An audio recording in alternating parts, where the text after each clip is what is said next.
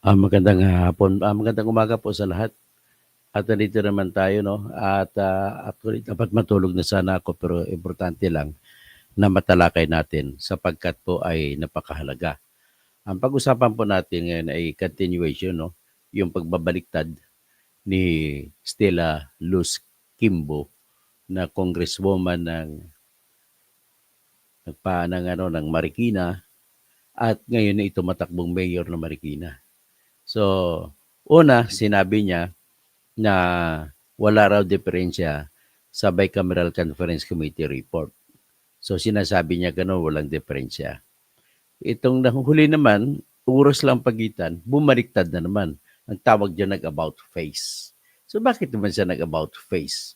So natatandaan ko noon na si Sara Duterte sa 125 million na confidential fund ay dinipensahan niya na nang nalaman niya 11 days, naubos ang 125 million at lumalabas na 11 million 300 plus thousand pesos ang ginastos kada araw, ay bumaliktad din siya.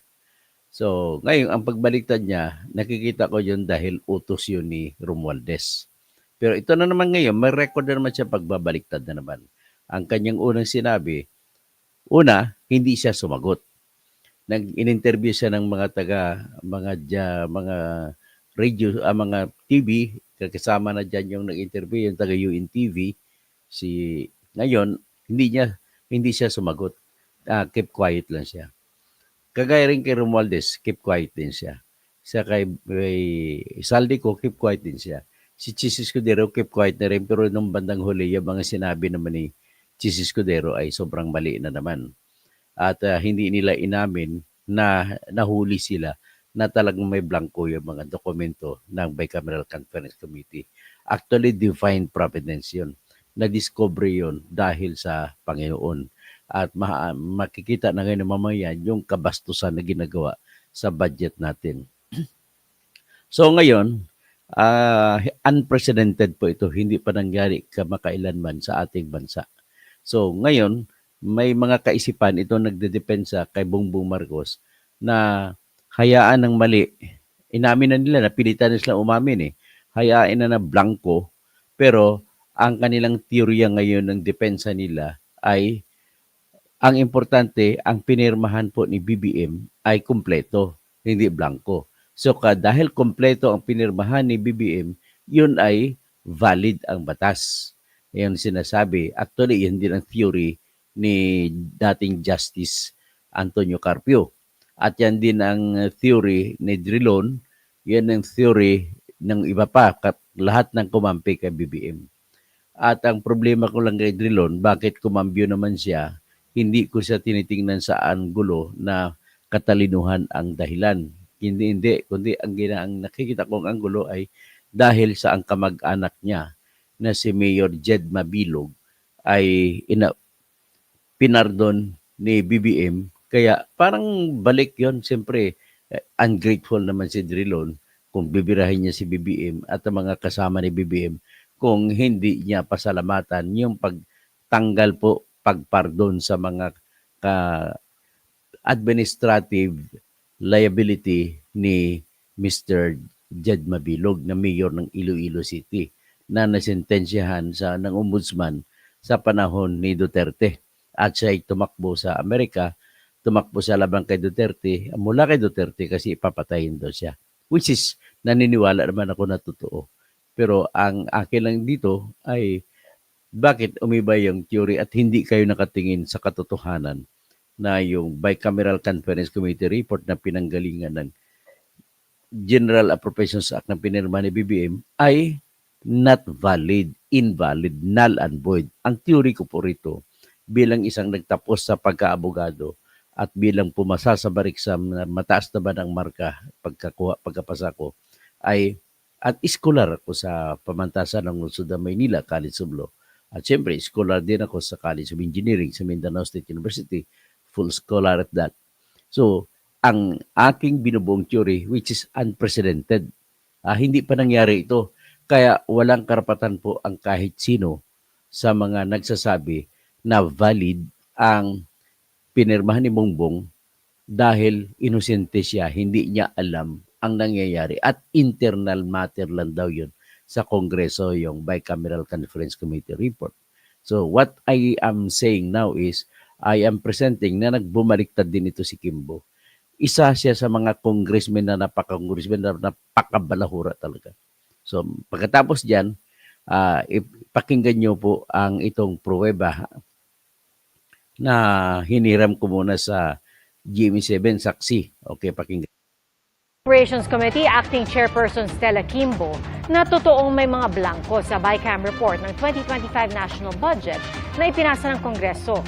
Sa kabila nito, sabi ni Kimbo, tukoy na ang pondo sa lahat ng items sa budget bago papirmahan ng BICAM members ang report. Otorisado raw ang technical staff ng Kamara at Senado para gumawa ng anyay corrections sa pondo batay sa omnibus motion na nasa BICAM report. Wala na rin daw blanco na maging enrolled bill ang 2025 national budget. Dati nang sinabi ni Executive Secretary Lucas Bersamin na walang blanco sa enrolled bill na dinala sa palasyo at pinirmahan ng Pangulo.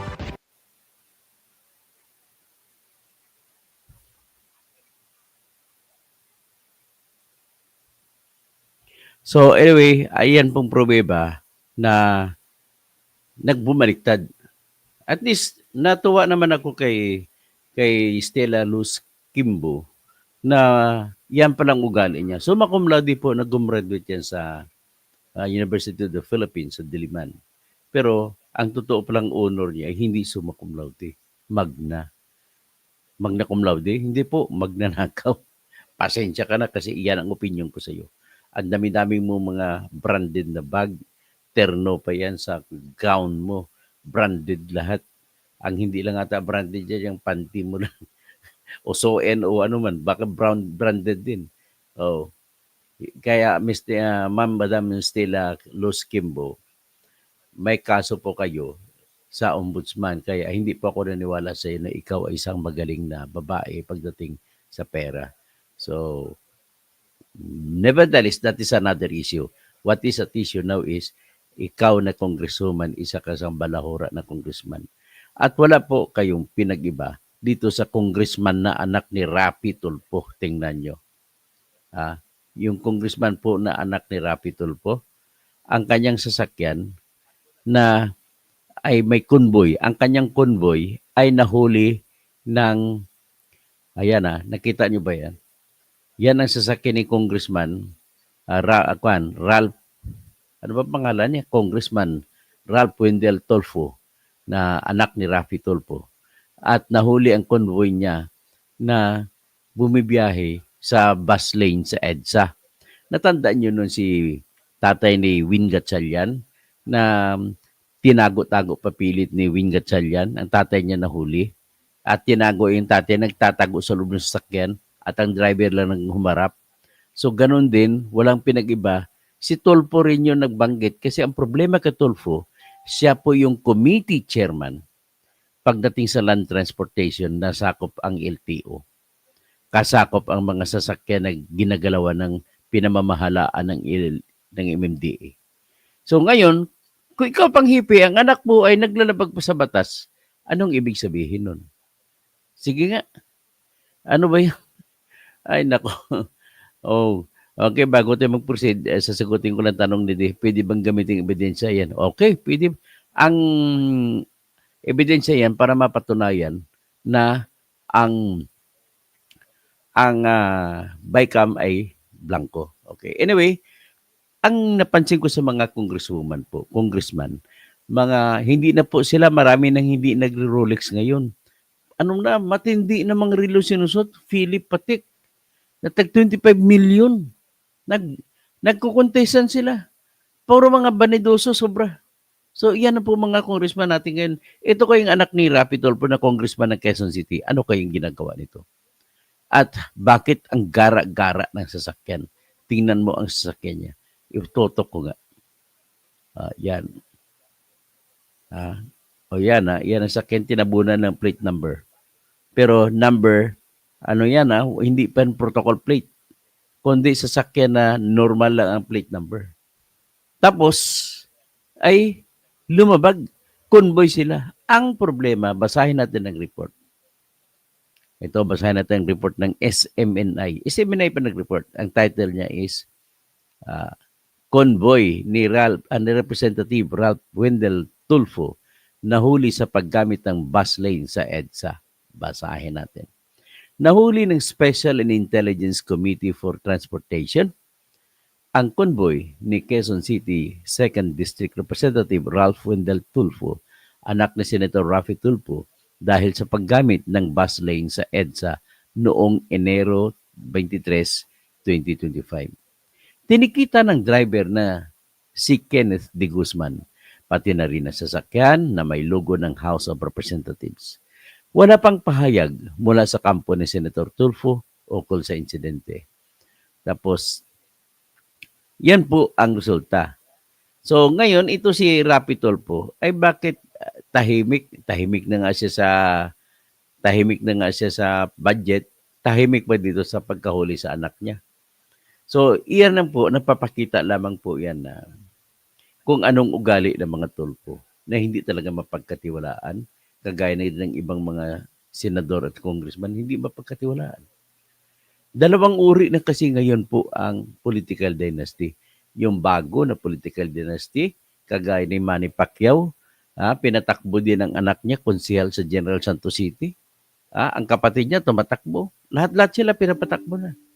So, my question is, are we satisfied na ganito na lang ba mangyayari sa ating buhay?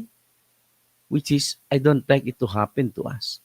Wala na pong chance na nasisira na po yung Section 26 ng Article 2 ng ating Constitution na nagsasabi, the state shall guarantee equal access to opportunities in public service.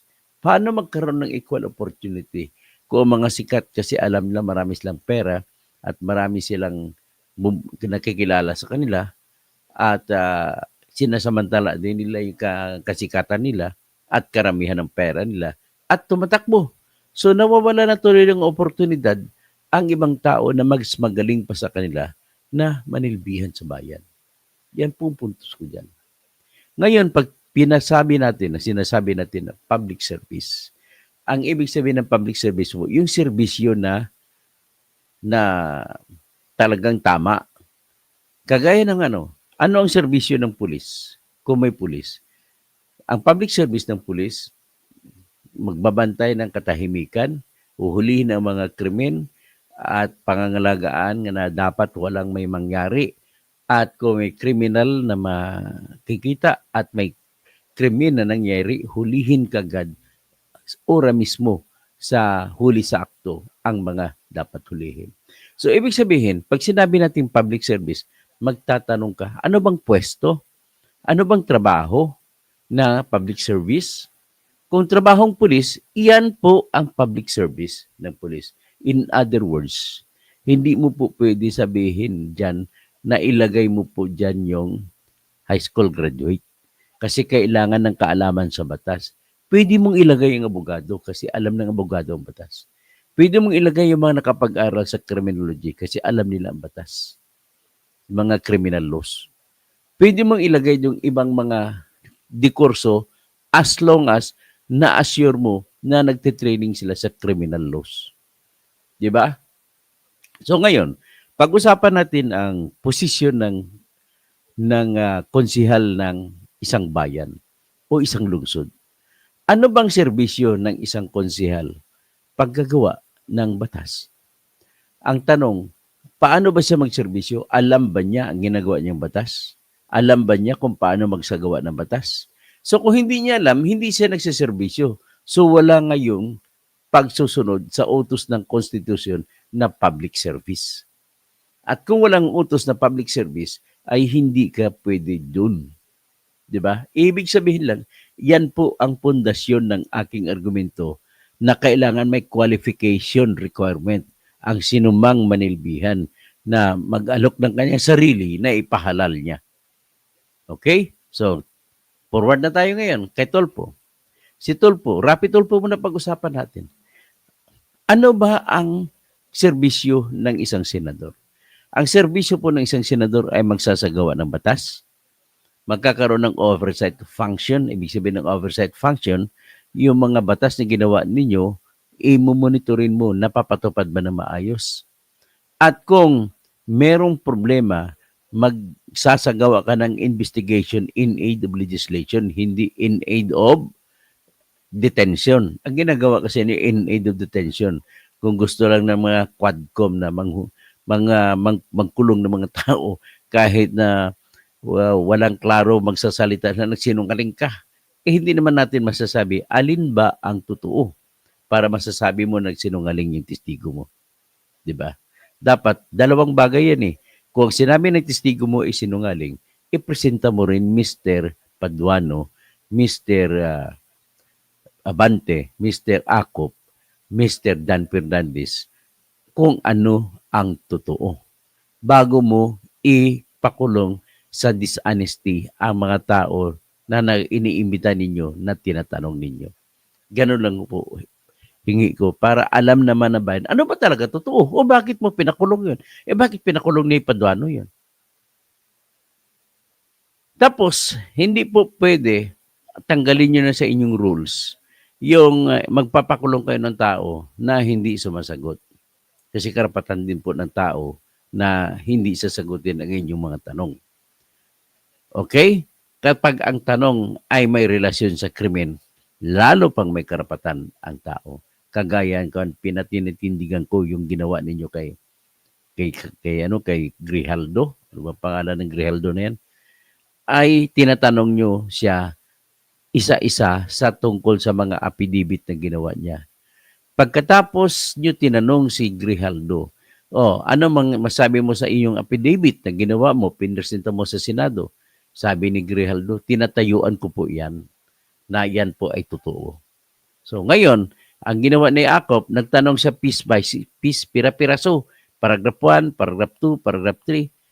Ang sagot naman ni Grijaldo ay, Your Honor, I am invoking my right against self-incrimination. Baka nagalit. Bakit? Wala ka pa ng kaso ah. Yan ang mga argumento ni Kwan.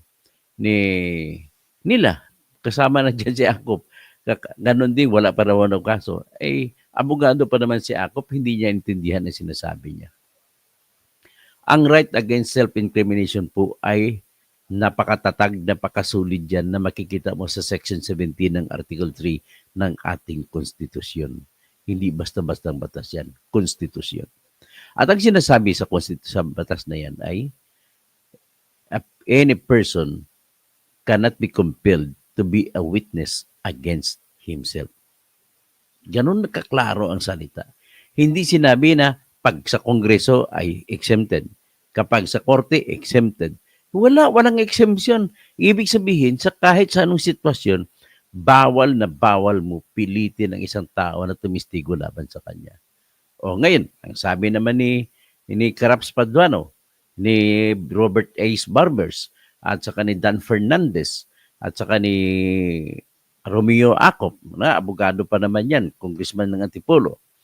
Ang sabi naman nila ay, wala pa namang kaso, bakit ka mag-invoke the right to, against self-incrimination? Hoy, hindi lang po sa panahon na may kaso, nagkakaroon ng sitwasyon na pwedeng kakakasuhan sa iyong sinasabi. Yan po ang ibig sabihin ng self-incrimination. Kung magsasalita ka ng pag-aamin ng isang krimen, self-incrimination po yun. Yan lang po ang aking iklaro. So, yan po ang tamang batas. So, ngayon, kung tinanong nyo si Grijaldo, bakit paulit-ulit, repetitious? Sinabi na nga niya, tinatayuan niyang kanyang affidavit sa Senado.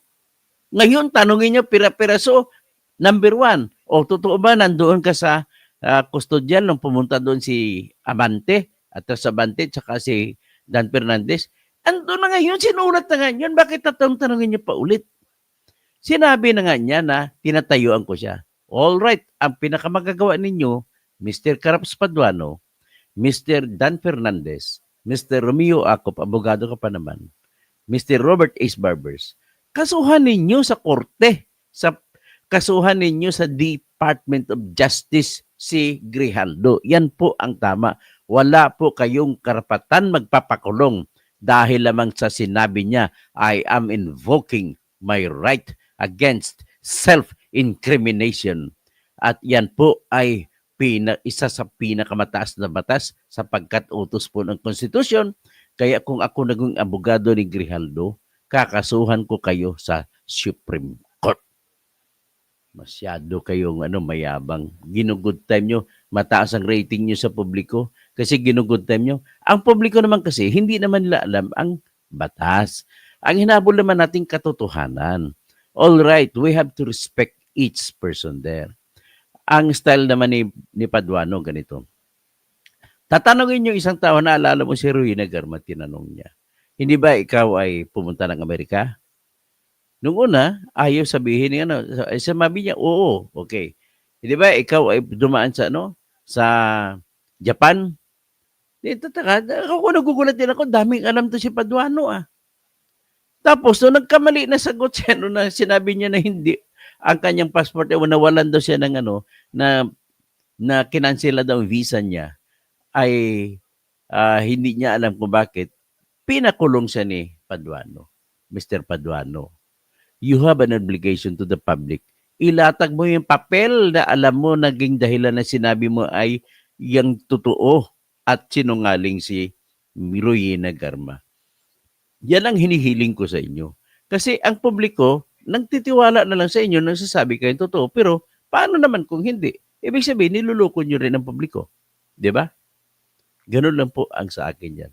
Ito mga congressman, kung bakit naging topic ito, tingnan nyo. Si Congressman Kimbo. Yan. Tingnan nyo, Congressman nyo. Congressman Balibaliktad.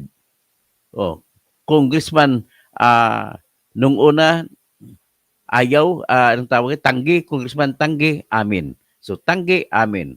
Sa kay panahon ni Sara, dinidipinsa ni Sara, tinatanggi niya na may dayaan sa confidential fund. Tapos ng bandang huli, umamin.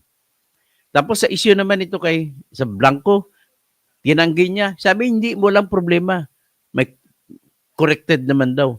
Ngayon, inamin naman. Ito naman yung anak naman ni Rapi Tulfo, congressman din. Bakalain mo naman, bakit nag-convoy ba kayo dyan sa bus lane? Ang isa pang kinabuisit sa utak ko ngayon, bakit iisa lang ang ticket na binigay? Bakit ang driver lang na si Kenneth D. Guzman ang binigyan ng ticket? Pag sinabi mong convoy, di ba, at least 2 o 3 sasakyan na sunod-sunod? Bakit isang sasakyan lang binigyan nyo ng ticket? Bakit? Dahil takot kayo kay Tulfo? Ngayon, pwede bang mangyari? Baka sabihin nila, kasi Dr. Toto Bunyog, ang isang sasakyan na minamaniho ni Kenneth D. Guzman ay dumadaan sa bus lane. Tapos ang kakonvoy niya sa labas ng bus lane. Pwede ba mangyari yun? Convoy nga, di isang kalsada dinadaanan. Ay, nako. Ito naman, nais ko lang ding kampihan kahit na hinamon ako ni Attorney Topacio ng suntukan, boxing sa loob ng Branch 115 sa Regional Trial Court ng Pasay City. Akalain mo, napikon siya sa argumento namin sa palitan ng argumento sa loob ng RTC Pasay City. Pagkatapos doon, matapos ang hearing namin kay Judge Wagan na siyang justice na ngayon sa Court of Appeals, akalain mo ba, narinig ba ni Judge Wagan yun? Hinamon ako ng suntukan. Ganon po si Topacio. Pero kahit ganon pa man, natuwa naman ako nung pangalawang pagkita namin, nagkataon na yung kliyente ko, ang kalaban ng bagong kliyente ko, ay kliyente niya rin. Sabi niyo, Tony Toto, pasensya ka na, lang yung style lang yun. Hindi natawa na lang ako. Akalain mo, nag-training pa naman ako sa boxing. Sabi ko, pag makita kita, tatanggapin ko ng hamon mo sa boxing. Pero ito ngayon, tama po ang tahak ni Atty. Topacio. Na kinasuhan niyang ethics complaint si Dan Fernandez. Bakit po? Anong ginawa ni Dan Fernandez? Ito po yung patungkol sa ginawa kay Cassandra Leong. Akalain mo, sabihan niya si Cassandra Leong, huwag ka namang paabogado, padili-dili lang yan. Kumbaga sinisira ni Dan Fernandez ang trabaho na hanap buhay ni Atty. Topacio.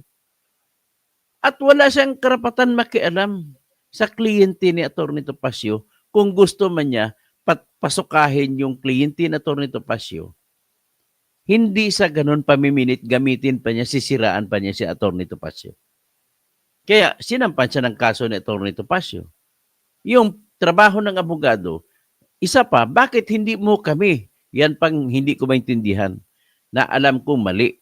Alam kong mali ang ginagawa ng House of Representatives, pati Senate, na kung may abogado na bitbit ang isang testigo, bakit pinapalayo? Dapat katabihan at may karapatan ang abogado magpaliwanag, hihingi ng with courtesy. Pwede po ba kausapin ko muna yung aking client kasi mukhang mahirap po yung tanong ninyo sa kanya. Bibigyan ko lang siya ng advice kung ano, bahala siya sumagot, kung anong gusto isagot, pero bibigyan ko muna siya ng advice patungkol sa batas. Kung sasabihin niya ganito, ay ganito mapupuntahan niya. Kung ganito sabihin niya, dyan siya pupuntahan. Ganun dapat. Igalang ninyo. Para ano pa, nag-require kayo na may kasamang abogado ang mga resource person ninyo dyan na minumura ninyo. Para saan pa ang mga abogado kung minumura niyo yung mga abogado nila? At minumura niyo rin ang mga testigo. Wala kayong kadesente-desentihan. Kung magmura kayo, akala nyo hindi kayo nagnanakaw sa mga projects ninyo. For all you know, number 1 kayo na corrupt sa buong Pilipinas. Kayong mga congressman. Kaya nga, nauso sa inyo ngayon ang another form of corruption. Yung ayuda-ayuda, pinapalabas, doblit. Kumbaga parang isang putok, 2 ikot, 2 tatamaan, isang bala, 2 tatamaan. Ha? Isang ayuda lang, tatamaan, bubulsa kayo sa 777. Kukuha kayo ng 7 million sa AKAP, kukuha kayo ng 7 million sa AX, kukuha kayo ng 7 million sa MAIP o sa TUPAD. Pagkatapos, ang 4 na million sa bawat 7, iyon lamang po ang pinamimigay ninyo sa pambili ninyo ng boto. Pagkatapos, ang 3 million sa bawat 7 ay binubulsa ninyo. Gagamitin ninyo pangpayaman at pangkampanya. Ganun pong ginagawa niyo. Pasensya na tayo mga congressmen. I don't have respect for you. Lahat naman ng kapwa ko engineer na nangungontrata, please lang, tumigil na kayo sa pangungontrata at huwag niyo akong pakitaan na mayaman kayo. Akala niyo natutuwa ako. Hindi po ako nainggit. Noon pa, nag-umpisa ako construction. May kumpanya ako. Puro mga pribado ang aking kinakausap. Nakakakuha ako ng kontrata.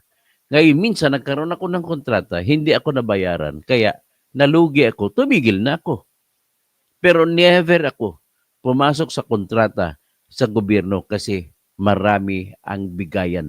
Suhulan po mangyari at hindi ka makakuha ng kontrata kung ikaw ay hindi manunuhol. May kilala ako. Kapwa ako rin mahirap. Engineer. Marami dyan nag-graduate ng Mindanao State University. Ang yaman-yaman na lang, mga bilyonaryo. Big sabihin, you don't need to go to schools like Ateneo, Lasal, UP, if only you want to be rich.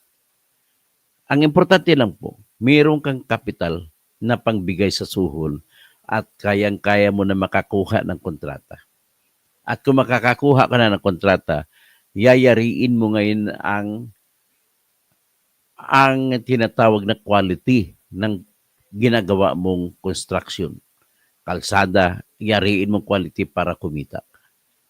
Yan po. If you want to be rich, listen to me, what to do. Pero never blame me kung mahuli kayo sa pangungurakot. Kasi there is no other way in the Philippines. There is no quick way if only you want to be rich.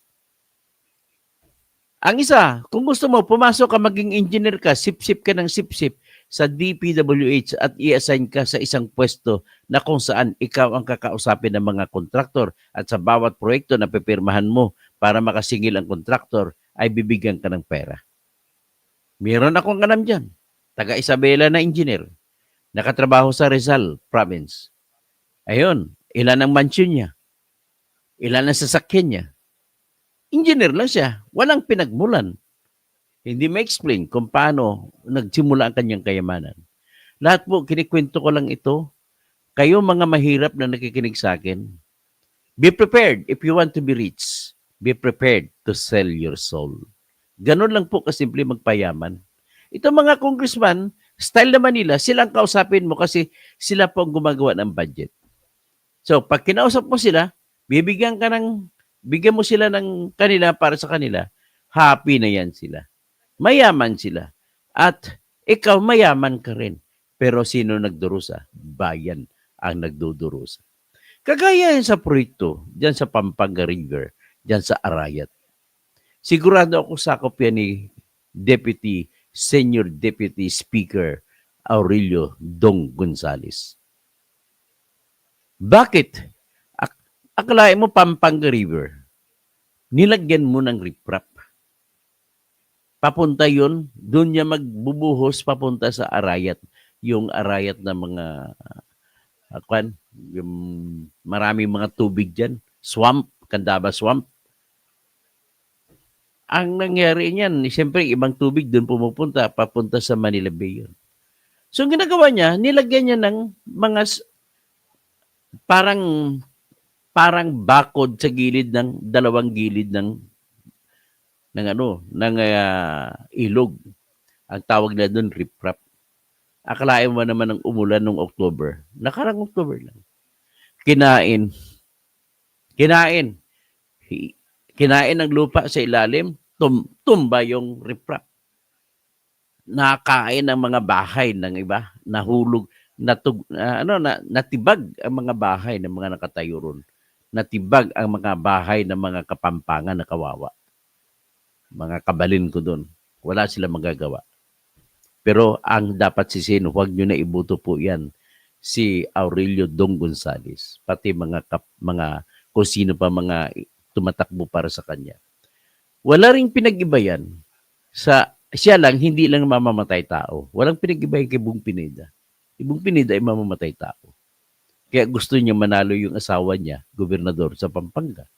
Ang kanyang anak na si Dennis Delta Pineda, imbis na gobernador, bumaba, tumakbo ng vice-gobernador. Para lalabanan ang tumatakbong kalaban sa pagka-gobernador, yan tulungan nyo. Si Engineer Bailon at saka si Father Amang Ed Panlilio. Yan pong tulungan nyo. Ito, napahaba na ang kwento ko. Nag-umpisa lamang tayo kay Kimbo, pagbaliktad ni Kimbo. Sinundan natin yung kabwisitan ng Representative o Congressman Tulfo. Alam mo, Mr. Rapi Tulfo, Mr. Erwin Tulfo, Mr. Ben Tulfo, huwag niyo sabihin na nag-abuso ang anak niyo dahil na pumayag naman na tikitan. Ito ang masasabi ko. Number one, the fact that you are not respecting the law that prohibits you from passing through bus lane on EDSA is in itself a violation. Hindi na pinag-usapan dito kung nagbabayad ka, nagpapakulong ka o hindi. The fact na ginawa mo yan, iyan po ay paglabag. Ugali ng paglabag sa batas. Number two, nagpahuli ka nga, pero convoy, bakit iisa lang ang tinitikitan? That is another proof that you are extremely abusive kind of politicians. And that is also an evidence that you are also building another kind of dynasty. Kagaya rin kay Pacquiao yan. Wala kang pinag-iba sa mga lumang dynasty na pamilya. Pare-pareha lang kayo. Tapos pinatakbo pa, hindi mo tinigilan yung kapatid mo si Erwin at saka si Ben Tulfo. At ang kapatid mo si Erwin ay may hatol pa na libel kagaya mo. Ikaw libelan ka na hatulan ka sa libel ni Michael Guy. Si Erwin naman sa libel naman na sinampa ni Attorney Carlos Su na tinawag niyo yung extortionist. Dapat sinabihan niyo, dapat only one of us in the family should run. Pwede naman yan. Pagbigyan na natin. Pagkatapos mo Rapi Tulfo, patakbuhin mo si Ben Tulfo kasi matanda siya. Pagkatapos niya, patakbuhin niyo siya. Ang ginagawa mo, pinatakbo mo, party list sa ACT-CIS, ang papalit dyan ang misis mo, si Jocelyn. Misis mo pang-apat. Hindi ko alam sinong asawa mong tunay na si Jocelyn Puwa Tulfo na taga Isabela Province. Tapos, ang anak nyo na si Ralph Wendell Tulfo, pinatakbo nyo congressman sa Quezon City. Sa Quezon City, please lang mga butante, huwag nyo na iboto yung Ralph Abusado Wendell Tulfo. Sino pa? Kapatid mo na si Wanda Teo. Wanda Tulfo Teo na nagnakaw ng 60 million kasama si Ben Tulfo. Kasama si Rapi Tulfo sa pagnakaw ng 60 million mula sa Department of Tourism na sa pamamagitan ng pagbigay ng kontrata, advertisement contract ko, no? Una, naging abogado si Atty. Topacio at sinabi niyo kay Atty. Topacio na isauli niyo yung 60 million. Pagkatang huli, tinanggal niyo na abogado si Atty. Topacio at hindi niyo na sinauli yung 60 million. Ganon kayo kabastos, kamagnanakaw. Actually, in fairness naman sa inyo, hindi lamang kayo, marami pang ibang magnanakaw dyan. Kaya ito lang sa akin.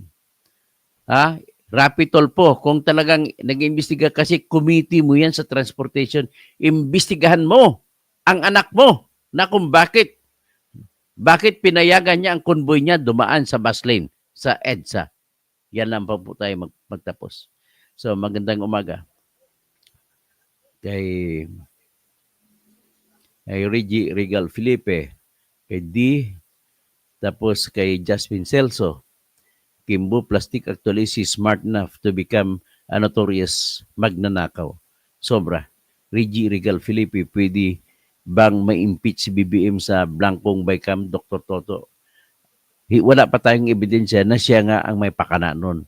Sa ngayon, may ebidensya tayo na ang may kasalanan nun ay yung Speaker of the House, yung kanyang assistant na si Elizalde Co, na hepe niya dati ng Appropriations Committee, na siyang nagdidisenyo na lahat ng budget. At sa kabilang side, sa Senate side, si Chis Escudero at ang kanyang lieutenant sa ganong committee, sa finance, si Grace Po. Yan, mga traidor ng bayan sila. Alam mo, si Chis Escudero, isa rin ito kagaya kay Stella Luz Kimbo, na summa cum laude, graduate din ng University of the Philippines. Binibigyan nyo naman ng pangalang masama ang UP. That is the best university in the Philippines. Binibigyan nyo masamang pangalan. So, ang totoo pala, mali pala ang UP pagbigay ng honor sa inyo na summa cum laude.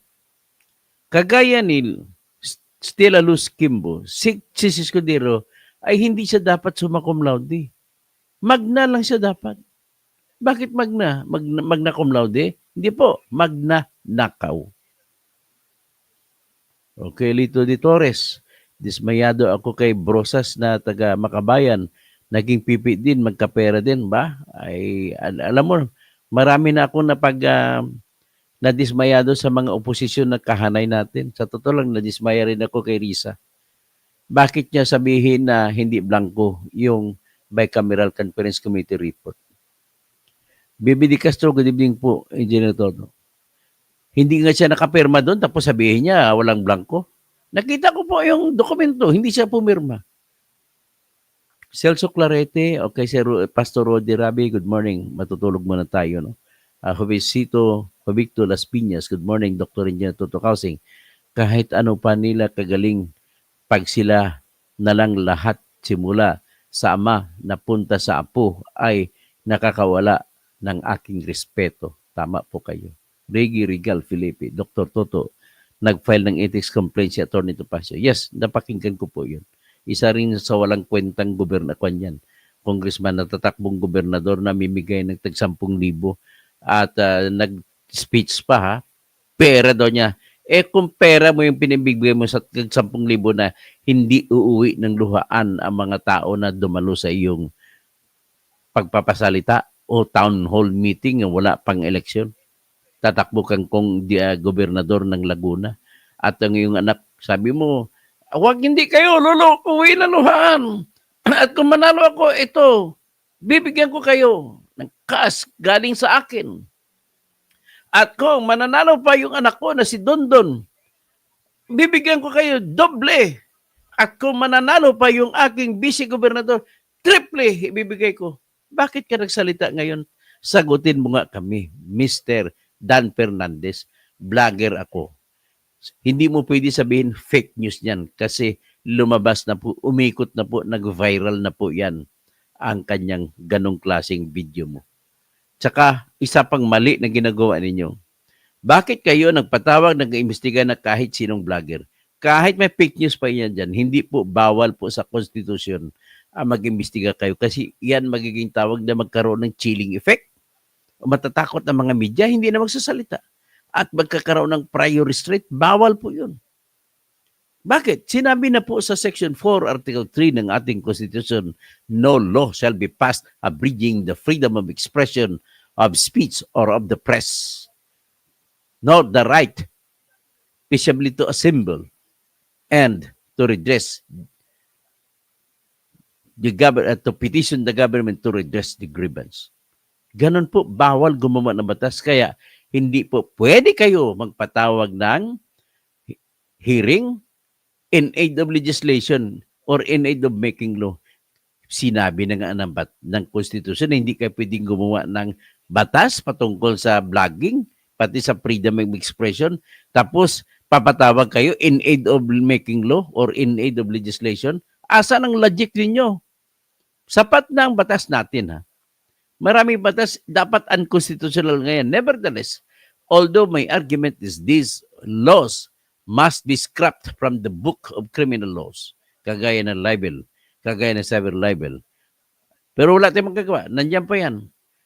Time and again, the Supreme Court has been repeatedly saying that this is libel and libel is not preach freedom. Ang problema lang kasi, pagdating sa Amerika, tayo lang atang bansa na mayroon ng ganito. Sa Amerika, hindi po yung criminal case. Kundi, pag ikaw na damage, sampa ka ng civil case, humingi ka ng danyos. Celso Clarete, no more borrowing, kay kumikita na daw MIF. Ngayon lang ang investment, first investment nyo na magkipag-share. Akala kong investment, nagpapautang kayo. Nako, ano bang ginawa nila? Investment doon sa kumpanya na nagpapatakbo ng National Grid Corporation. Ang National Grid Corporation of the Philippines, NGCP, ay bumili kayo ng shares. Bumili kayo ng shares at nagiging kapwa-investor na lang kayo doon. Akala ko ba magpapautang? Yan ang Maharlika Investment Fund. Kung malugi yun, NGCP, di pati pera dyan sa Maharlika Investment Fund, tangay. Hindi na may balik. Diba, inuutos pa ng International Monetary Fund at saka World Bank, sinasabihan na kayo na ibalik ang pondo na binigay sa Maharlika Investment Corporation. Ibalik ang 50 billion ng Land Bank of the Philippines at ang 25 billion na binigay ng Development Bank of the Philippines. Pero hindi nyo ginagawa. Saan kayo humingay ng makapal na mukha? BBM? Si Putin, hi everyone, here's a new one. MIF in action, active na multi ang Maharlika. It's just acquired 20% stakes. Actually, 13% ang nabasa ko. I-check natin kasi ang nabasa ko ngayon lang kanina, 13%. Ang iniisip ko po dito si Putin, nagpautang dapat. Yun ang na-envision ko, magpapautang ng investment ng papautang ang, halimbawa, may magpapatayo ng panibagong expressway, Cubic, halimbawa, Quezon to Bicol Expressway. Pwede magpapautang ang Maharlika para ipatayo ng expressway. Ganun lang. At tapos, meron silang stake sa kada toll fee na makikitain at mapupunta sa kanila. Anong klase? Ba't ginawa yung investment? At kung ginawa yung investment, kung malugi, wala na kukunin ng pera. Pero kung pautang, hindi mawawala. Andon pa rin ang utang. Lorna Makawili, morning po. Si Putin, Martin Romualdez, Ralph Recto, BBM, Zaldico, bubusugin patatabain ang MIA for future collection diretso sa bulsa. Alam mo, yung investment na yan, kumita naman sila sa commission dyan. Kasi may broker's commission yan eh. So, Siputin, hi Kerry Tipit. Jcon, shout out, Doc, from One Community. Salamat po. Jeffrey El Cabigon, good morning, dyan sa Davao del Norte. Minda Ballesta Gahe from Rome, Italy. Stay safe. Dr. Toto. Jasmine Celso, stay safe. Andrew Cabalda, good morning, dyan na Toto Kausing. Reggie Regal Felipe, Dr. Toto. Kailan ninyo ilalabas ang list of senators? Malapit-lapit na po. At Felix Cabal Quinto, good morning. Jasmine Celso, isa po si Dan Fernandez. Mula pa noon, wala na akong tiwala dyan. Gumawa lang yan ng pangalan sa Quadcom. Reggie Regal Felipe, Dr. Toto, maingay ngayon si Atty. Vic Rodriguez sa kaso ng BICAM. Dapat ba siyang iboto? Huwag niyo muna, makinig muna kayo sa akin. I don't release it yet now. So ngayon, ang sa akin naman is gagawa ako ng listahan para sa inyo at maglalagay po ako ng dahilan kung bakit sila bawat isa ay aking nire-recommenda. Okay? Ganun lang aking Si Arnold Dallas, good morning din. So, nevertheless, ano pa bang sabihin natin? Hanggang dyan na muna tayo at yun pala, bago ko isasara. Mamaya magmi-meeting kami nung sila ni Attorney Karungge at saka si Attorney Tolentino na abogado na nagsampa ng kaso kay Erwin Tulfo dati. At magkikita kami, kahapon nakuha ko na yung ebidensya galing sa Comelec. Ang tagal, tatlong linggo bago binigay ng Comelec. Laban kay Tulfo para gagamitin ko sa pagsasampa ng disqualification. So magkikita kami ni Attorney Moises Tolentino Jr. na siyang kumaso din dati ng disqualification laban kay Tulfo. So magsasanib persa po kami. Okay? So magandang umaga po at kasihan tayo ng Diyos. Anyway, tulog lang ko sandali tapos gigising na naman at gagawin ang dapat para gagawin para sa bayan at para sa hanap buhay ko rin. Okay? Magandang umaga po.